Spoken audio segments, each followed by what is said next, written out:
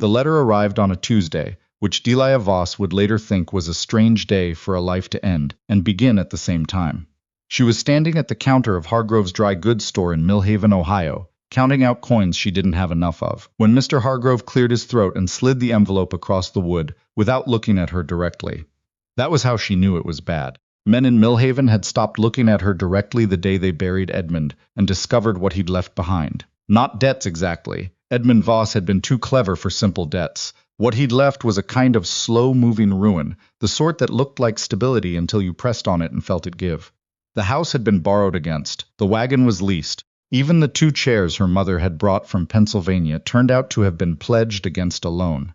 Edmund took in her name without mentioning it. She'd learned all of this in the 2 weeks after the funeral, standing in the same spot in front of different men with different papers. All of them speaking in the same careful voice that men used when they were taking something from a woman and wanted her to feel grateful for the explanation. She was 29 years old. She had a daughter named Maddie who was 4 and still asked when Papa was coming home from his trip. And she had $11.30 to her name, plus a letter from a man she'd never met who lived somewhere called Redstone Flat in Wyoming Territory. The letter was not romantic. She appreciated that later. It had been written in response to an advertisement she'd placed in a Kansas City paper 3 weeks earlier, an advertisement she'd written at 2 in the morning after Maddie finally slept, sitting at the kitchen table with the lamp turned low, trying to summarize herself in 20 words or less. Widow, capable, references available, willing to relocate, seeks respectable situation. His letter was 4 sentences. He needed someone to manage a household and keep accounts. He had 2 children. He was not in a position to offer courtship, but could offer fair wages and a room of her own. His name was Levi Crane. She wrote back the same day. The train to Cheyenne took 3 days. The stage to Redstone Flat took 2 more, and by the time Delia climbed down from the coach with Maddie on her hip, and her single trunk being unloaded behind her, she had eaten everything she'd packed in the first 24 hours because Maddie was hungry, and she couldn't bear to watch her daughter's face. She arrived in a town that was barely a town, more of a suggestion of 3 buildings that aspired to permanence and several that had given up, with a man waiting near the post office who didn't introduce himself but said, "You the woman from Ohio?" And when she said yes, loaded her trunk into a wagon without another word. He wasn't Levi Crane.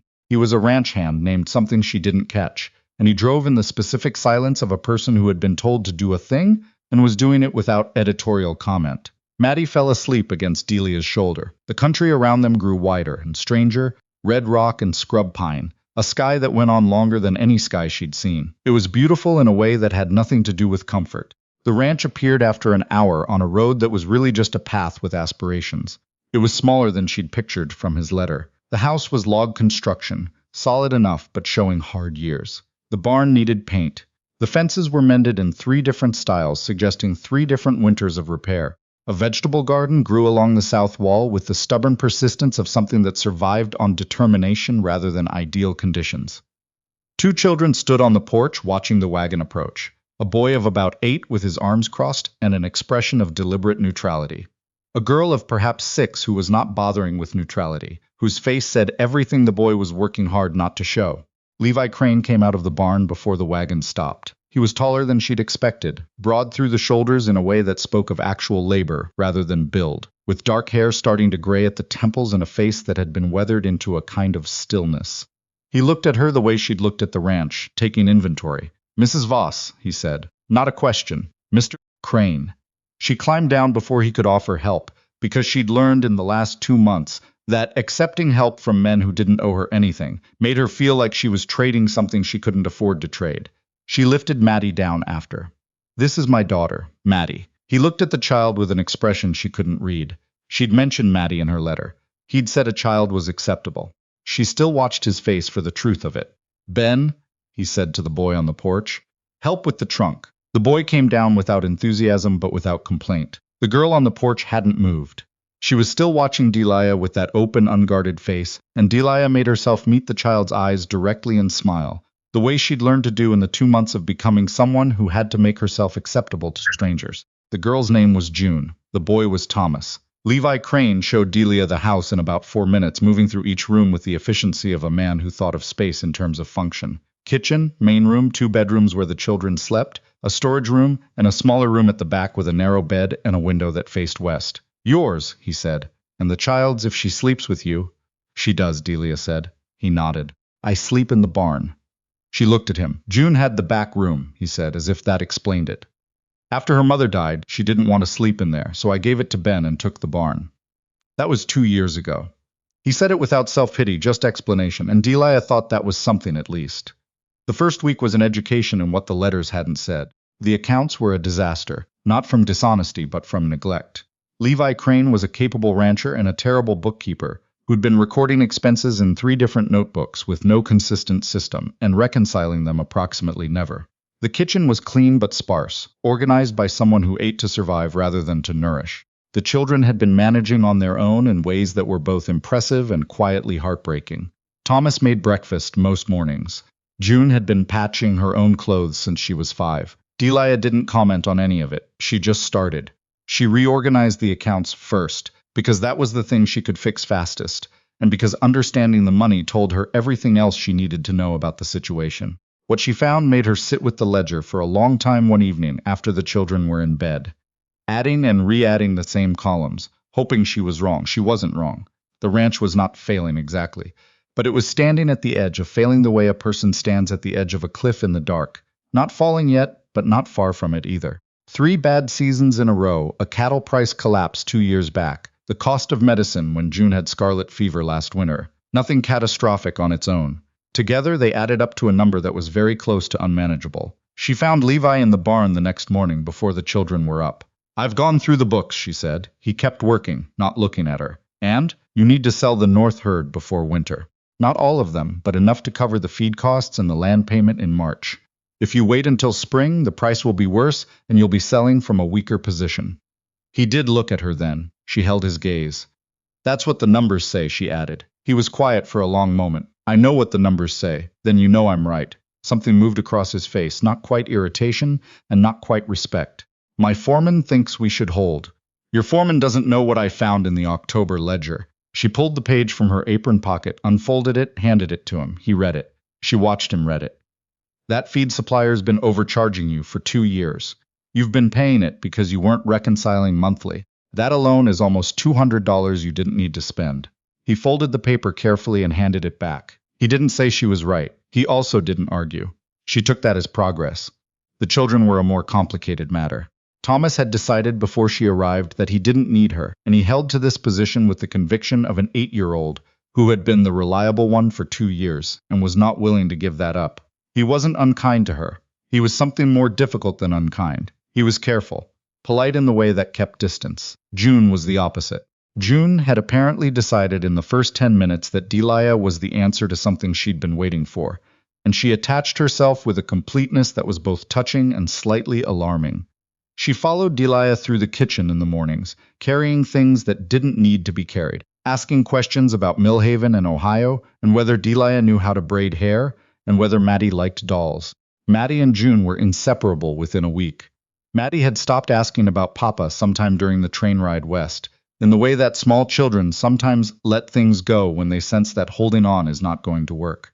She transferred her affection to June with the total commitment of a 4-year-old who had found a playmate, and June received it with an intensity that made Delia's chest ache.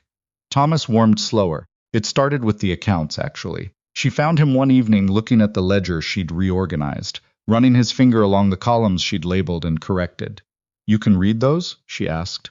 Some. He didn't look up. Mama used to keep them. She sat down across from him. I could teach you how to do it properly if you wanted.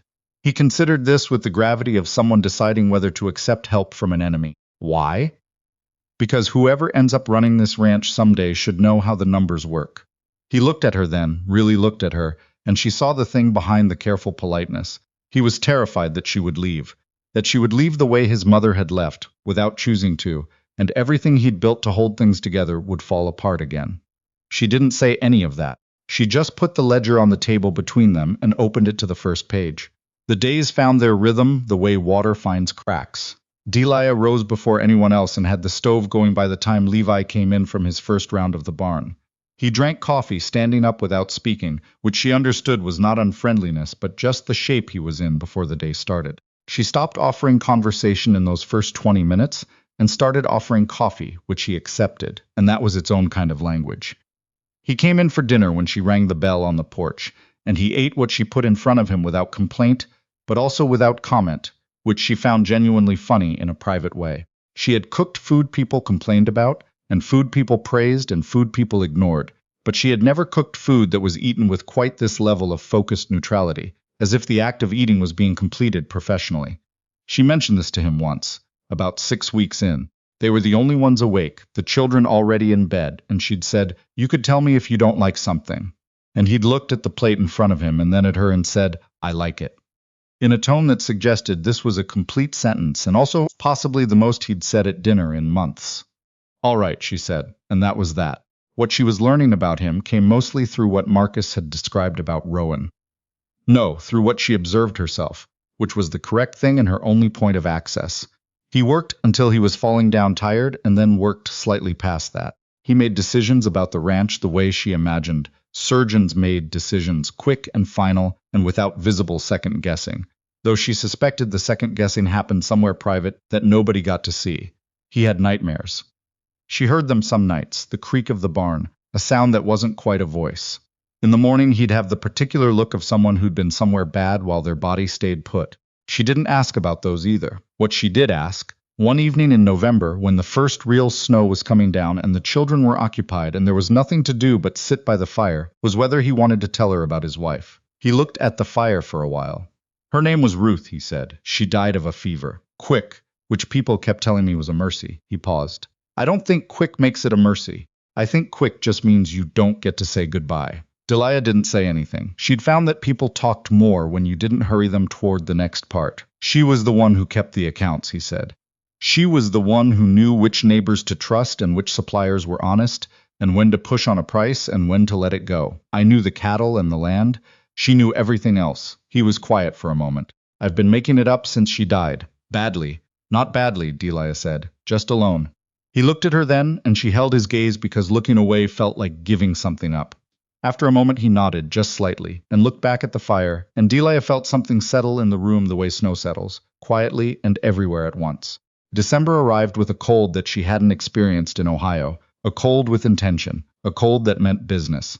Levi moved back into the house without discussion when the temperature dropped to a point that made the barn genuinely dangerous, sleeping on a pallet by the main room fire while she and Maddie stayed in the back room. It was awkward for about 2 days, and then it was just practical, which was how most things at Redstone Flat resolved themselves. Through practicality. Thomas started coming to her with the account books voluntarily. She didn't remark on this. She just answered his questions. June asked her to braid her hair every morning. She did.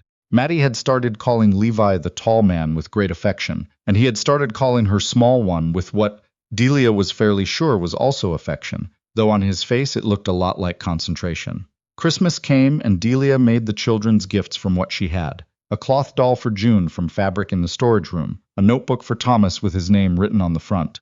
She found a small wooden horse in the barn, rough carved, and left on her pillow the morning of Christmas with no note. She knew it was for Maddie and that Levi had made it because she'd mentioned once that Maddie liked horses and was too small to be near the real ones yet. She set it out where Maddie would find it first thing. When Maddie saw it, the sound she made was the kind of uncomplicated pure joy that only small children can produce. And Delia looked across the room and found Levi watching with an expression he hadn't managed to organize into its usual neutrality and time. Something open and careful at once. Something that hadn't been there when she arrived. It was the last peaceful morning for a while. The rider came 3 days after Christmas, a man in a good coat that looked wrong in Redstone Flat, the way expensive things looked wrong in practical places. He introduced himself as a representative of the Consolidated Grazing Trust, which meant nothing to Delia until he started talking, and she started understanding what it meant. The trust had been buying up water rights across the territory. They had purchased the claim on the creek that ran through the north end of Levi's land. Legally, it appeared, in a transaction from 2 years ago that the previous owner hadn't bothered to mention when he sold. The man in the good coat was here to inform Levi Crane that the trust would be diverting water from that creek come spring to service the larger holdings to the east, and that Levi was welcome to negotiate a purchase of access rights at a rate the man named. Delia was standing in the doorway to the kitchen. She saw Levi's hands go still. The rate was not something he could afford, not with the land payment in March. Not with what she'd found in the October ledger, not with anything close to reality. "Get out," Levi said. His voice was entirely level. The man in the good coat said he hoped they could discuss this reasonably. I said, "Get out." The man left. Levi stood in the middle of the main room, looking at the floor for a long time after the sound of hoofbeats faded. "Is it legal?" Delia asked. "What they're claiming?" "Probably." He didn't move. "Water law in this territory it's complicated. Then we find someone who understands complicated water law." He looked at her. "The cattle need that creek," she said. "The garden needs that creek. Without it." She stopped. "We're not rolling over for this, Delia." Her name in his mouth, the first time he'd used it without the missus, landed somewhere in her chest. "They're a trust. They have lawyers in Cheyenne and money behind those lawyers." We have documentation," she said. "We have 2 years of records showing the creek is part of the operating land. We have the original property survey. We have a neighbor or two who've seen that creek used for this ranch for 20 years. And I'd bet money that the trust's claim has some holes in it, because rushed legal work always does." He was quiet. "I'm not saying we'll win," she said. "I'm saying we don't hand it to them because they walked in wearing a good coat and used words like consolidated." She held his gaze. "Let me look at the original deed." He found the deed. She spent 2 evenings reading it, reading the trust's letter, reading the property survey from 12 years prior. She was not a lawyer. She knew that. But she was a person who had learned in the last year to read documents very carefully, because documents were what people used to take things from her, and she'd become determined to understand exactly what was being taken. And by what mechanism before she let anyone do it again. She found it on the 3rd evening. A clause in the original property description that referenced the creek's water rights as appurtenant to the land, meaning attached to it, moving with it in any sale. If that clause held, the trust's purchase from the previous owner couldn't have legally transferred the water rights at all, because the previous owner hadn't had them to transfer. She didn't know if it held. But it was something. She brought it to Levi. He read it twice, slowly. "I need a lawyer to confirm this." "Yes," she said. "The one in Hatcher's Ridge. Thomas mentioned he handled your neighbor's boundary dispute last year. Start there." He looked at the page again, then at her. "Why are you doing this?" The question had flat, without accusation. He genuinely wanted to know. Delia thought about how to answer honestly. "Because Maddie likes June," she said. "And because Thomas is learning to read accounts and he should have something to read them for." And because she stopped. "Because I have spent 2 years watching men take things from women who had every right to keep them, and I'm tired of it. This ranch is yours. The creek is part of it. I am not watching anyone walk off with either." Levy was quiet for a long moment. "The wage I offered you," he said. "It wasn't enough for this." "No," she agreed, "it wasn't. But I'm here anyway, so let's figure out the lawyer." The lawyer in Hatcher's Ridge was a small man named Aldous Birch who wore his skepticism openly and his intelligence quietly. He read the clause Delia had found and said, in a way that could have meant several things. Then he read it again. "This is not nothing," he said. "I didn't think it was nothing," Delia said. Levi gave her a sideways look. Aldous Birch wrote to the trust's lawyers. The trust's lawyers responded with a letter that was very long and very confident, and Aldous Birch read it and said that confidence and correctness were not the same thing.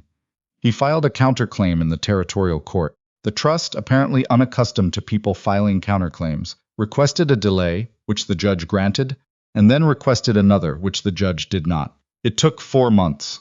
4 months of waiting while winter broke into mud and mud dried into the first dust of spring, and the cattle moved back to the north pasture and drank from the creek that was still for now theirs. On a Tuesday in April, she would think later about the symmetry, how things in her life seemed to pivot on Tuesdays. Aldous Birch rode out to the ranch himself. The clause held.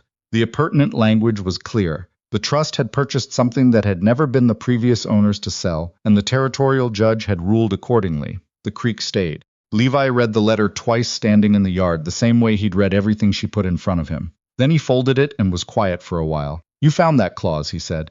"I read a lot of documents." She kept her voice even. "It wasn't skill. It was just looking until something was there." "Don't do that," he said. She looked at him. "Don't make it smaller than it was." His voice was not unkind. "You saved the ranch." "Say it that way." She held his gaze. "We saved it." Something shifted in his face. The same thing she'd seen Christmas morning when Maddie made that sound with the wooden horse. The thing that hadn't been there when she arrived. He took a step closer, and she held still because she was a person who had learned to be careful about men moving toward her, and she was also, she realized, not the least bit afraid of this one. "I have not been a gracious employer," he said. "You've been a fair one? Not the same?" "No," she agreed, "but it's the one that mattered." He reached up slowly, the way a person does when they want the other person to have time to move if they want to, and pushed a strand of hair back from her face with one careful finger. His hand was rough from 30 years of outdoor work and winter cold, and she did not move. I don't know how to do this, he said. Any of this, I don't. He stopped. Started again. Ruth was the person who knew how to say things. I just did what she said, and it worked, and now I'm doing this myself, and I'm not. He exhaled. I'm not doing it well. You're doing it fine, she said quietly. I'm saying it wrong. You're saying it. She held his gaze. That counts. He kissed her. It was not practiced or smooth. He'd been a married man who was out of practice, and she'd been a widow who'd forgotten what it felt like when someone touched her, like she was something worth touching, and they worked it out the way they'd worked everything else out at Redstone Flat, through practicality and stubborn attention. When they broke apart, she could feel her heart doing something embarrassing. The children are going to have opinions, she said. Thomas will say it's sensible. A pause. He'll be right. June will cry. Happy tears, he said. She's been planning this since the second week. Delia laughed, which she hadn't done out loud in so long that the sound surprised her. He looked at her face when she laughed with an expression she couldn't quite name, something careful and wondering, the expression of a man who had been in a cold room for a long time and was not yet sure the warmth was going to stay. She understood that feeling. She'd been living in it for 2 years. I'm not going anywhere, she said, because she understood what he wasn't asking. He nodded once. Then he looked at the letter still in his hand, and at the ranch around them, and at the creek she could hear from where they stood, running clear and steady, going nowhere. Then we should probably feed the cattle, he said. Probably, she agreed. They married in June on a Saturday, in the yard of Redstone Flat Ranch, with Aldous Birch officiating because he was the only person they both trusted to do it without extended commentary. Thomas stood very straight and serious. June cried happy tears, exactly as predicted. Maddie sat in the grass with a chain of wildflowers around her neck that she'd made herself and announced loudly at what she felt were key moments, which Delia would remember for the rest of her life as the best parts. Levi spoke his vows quietly and precisely, the way he did everything, and then added one line that wasn't in the traditional words. I will not make you small, he said. Not once. She hadn't expected it. Her throat went tight. I'll hold you to that, she said.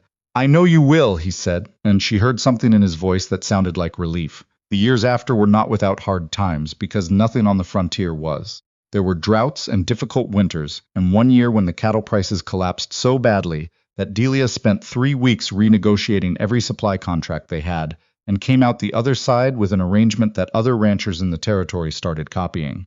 Levi called her terrifying. She took it as a compliment, because she was fairly sure he meant it as one. Thomas grew into a serious, careful man who could read a balance sheet the way his father read weather, and who eventually took over primary management of the accounts with a thoroughness that made Delia feel something she could only describe as pride, without any modifier attached to it. June became a person who collected strays, animals, and people alike, and who had her mother Ruth's eyes and her father's stubbornness, and something entirely her own that nobody could account for.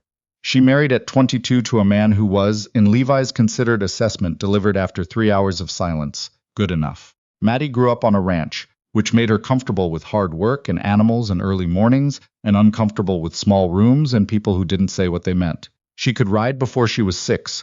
She could keep accounts before she was 10. She was, Levi said once, exactly like her mother. Delia took that as the finest thing he'd ever said. On a morning in late summer, many years later, she stood on the porch of the house they'd built twice over. The first one they'd expanded until it barely resembled itself, then torn down and rebuilt properly with room for everyone, and watched the sun come up over the red rock and the scrub pine and the creek that ran steadily through the north pasture, and felt something she had been afraid to name for a long time. Levi came out behind her, slower now, his joints registering decades of hard winters, but his presence still as certain as it had ever been. Can't sleep? He said. Didn't want to miss this. He stood beside her.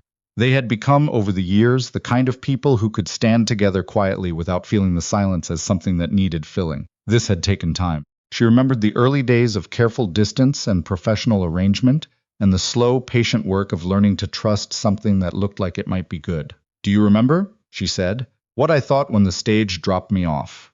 You thought the town looked like it was losing an argument. She laughed. I thought the ranch looked like it needed about 10 years of work. It did. It still does? Yes, he said. That's ranching. She leaned into him, and he put his arm around her shoulders the way he had for 20 years, certain and undemonstrative and completely present.